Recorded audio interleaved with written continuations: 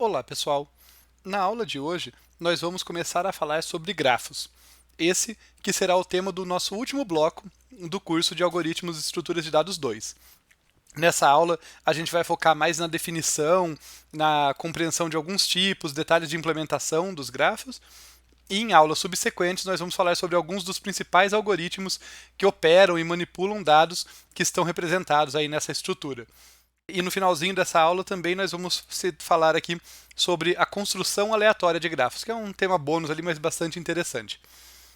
Ok, feita essa apresentação aqui muito superficialmente do bloco final do nosso curso, que vai focar nesse tema, eu tenho que dizer para vocês o que são os grafos, né, para justificar a gente gastar aí várias aulas para entender melhor eles e tal.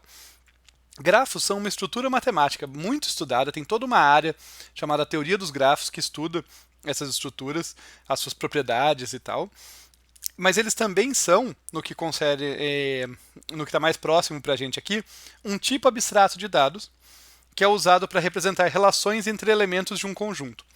Na sequência eu vou argumentar com vocês, vou dar exemplo para vocês verem quão abrangente quão poderosa essa estrutura, porque ela é muito abrangente, porque ela consegue modelar diversos cenários. Mas, indo um passo por vez, como todo tipo abstrato de dados, né, o próprio nome diz tipo abstrato de dados, para que a gente possa utilizá-lo num programa de computador, ele tem que ser implementado por alguma estrutura de dados. E é isso que a gente vai ver aqui, além de estudar como que um grafo funciona, como que a gente pode efetivamente implementá-los e comparar prós e contras de duas abordagens principais aí para essa implementação. Avançando na definição, grafos são formados por dois componentes. Aqui isso já é um diferencial deles. Muitas vezes, para dados mais simples, por exemplo, no tradicional problema da ordenação, eu só tenho um componente, um conjunto de elementos, ali, um vetor de elementos. Grafos sempre tem esses dois componentes. É algo bem relevante aqui de notar, que é um conjunto de vértices ou nós.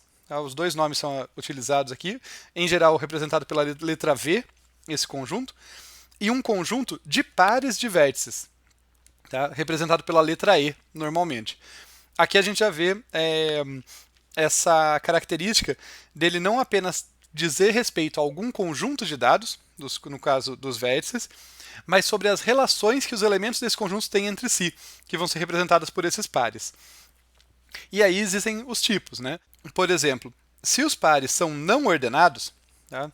Que foco no não ordenados, nós chamamos esses pares de arestas e o grafo é dito não orientado. Só para fazer um exemplo aqui, para ficar mais visual, normalmente a gente vai representar grafos como conjuntos de círculos ou pontinhos unidos por traços, que são suas arestas. Então, aqui, por exemplo, eu posso desenhar alguns traços ligando esses vértices.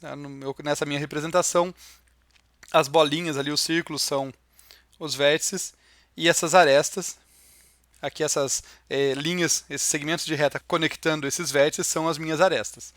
Tá? Posso desenhar outros aqui só para a gente ter uma variedade maior. E daí, eu não quero entrar em todos os detalhes de uma vez, mas a gente pode pensar que cada um é igualmente válido a definição aqui, que cada um desses conjuntinhos de vértices ligados por aresta aí é um grafo, tá? Ou que eles são componentes de um único grafo, né? São vários componentes ali de um único grafo, depois a gente entra em mais detalhes sobre isso.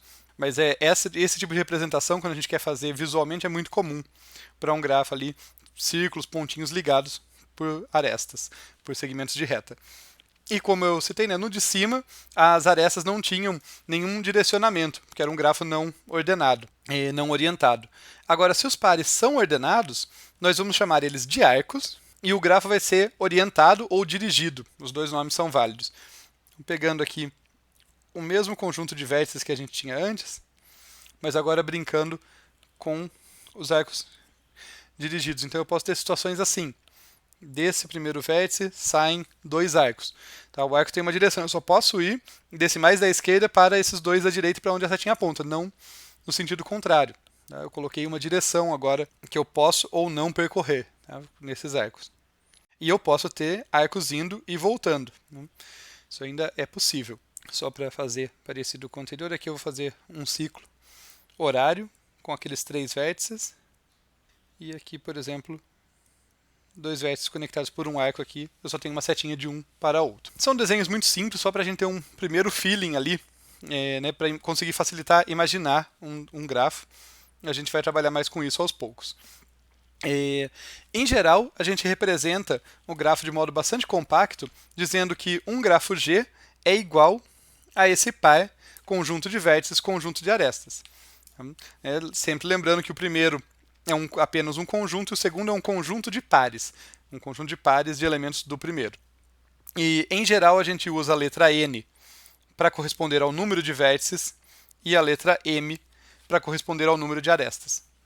Uma coisa que vocês vão perceber, então já peço perdão antecipadamente, é que, embora ao longo das aulas a gente alterne, numa hora a gente está trabalhando com grafos não orientados, em outra a gente está trabalhando com grafos orientados, eu vou me esquecer direto de chamar os orientados de arcos e os não orientados de arestas.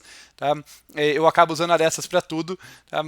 É uma falta de precisão aí, que vou pedir para vocês me perdoarem, tá? Então, se eu falar aresta quando eu estou me referindo a um grafo orientado, saibam que é só uma pequena falha, tá? E seguindo aqui, eu disse que ia argumentar com vocês que essa estrutura, né, esse tipo abstrato de dados, essa estrutura matemática, ela é bastante relevante para modelar diversas situações diferentes. E eu tenho uma listinha aqui de cenários em que eu vou só sugerir, eu não vou passar por todos eles.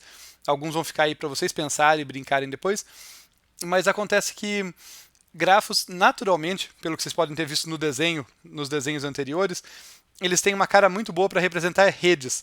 Né? Essa coisa de representar relações entre pares de elementos de um certo conjunto é muito bom para representar redes, então eles podem ser usados para representar redes físicas, por exemplo. Quando a gente vai falar de representar redes físicas, alguns exemplos são rede elétrica, de comunicações, de transportes. Para pegar um só como exemplo, vamos pegar a rede elétrica. As minhas arestas ou arcos ali podem ser os cabos de conexão ali em que eu passo a energia elétrica, os cabos de alta tensão, que vão conectar torres, centrais de distribuição, centros consumidores, usinas hidrotermoelétricas, por exemplo. Então, todos esses elementos que eu acabei de citar podem corresponder a vértices do meu grafo, enquanto os cabos que os conectam podem corresponder às arestas.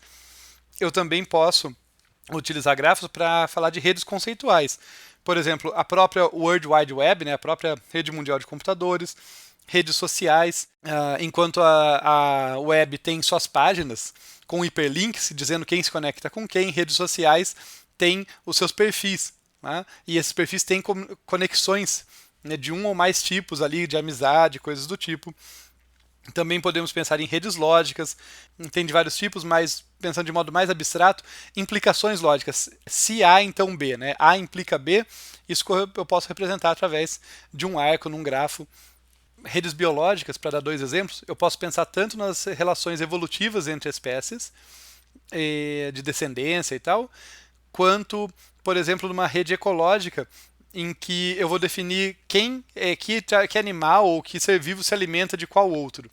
Então, também eu posso utilizar grafos para isso. Estruturas que a gente já viu, pegando aqui mais perto da computação, estruturas como listas encadeadas e árvores são casos particulares de grafos. No caso, o grafo é uma estrutura mais geral, mas alguns casos particulares deles são as listas e as árvores. Relações de dependência ou interação. No caso, quando eu falo de relação de dependência, uma coisa bem comum para quem está na universidade são as dependências entre disciplinas. Né? Você não pode fazer todas as disciplinas num mesmo semestre, porque às vezes tem relação de dependência entre elas. Para você poder fazer uma, você tem que ter cursado uma outra antes. Esse tipo de dependência também pode ser representado por grafos. Interação tem um exemplo muito comum, lúdico aí bem famoso, que é um grafo de interação entre filmes e atores. Vocês podem fazer essa brincadeira em outros contextos, mas nesse caso, esse grafo famoso aqui entre filmes e atores, você pode brincar de conectar um filme com os atores que participam deles e os atores com todos os filmes dos quais eles participaram. E aí você tem uma rede que você pode, por exemplo, brincar de calcular a distância entre dois atores, conectando eles pelos filmes em comum que eles fizeram, né? Não necessariamente eles diretamente trabalharam no mesmo filme, mas saltando ali entre trabalhos que eles compartilharam. Em particular, esse tipo de grafo aqui cai num caso particular que ele tem o conjunto de vértices dele tem dois tipos de de vértices diferentes ali, né? São os vértices que representam filmes, outros que representam atores.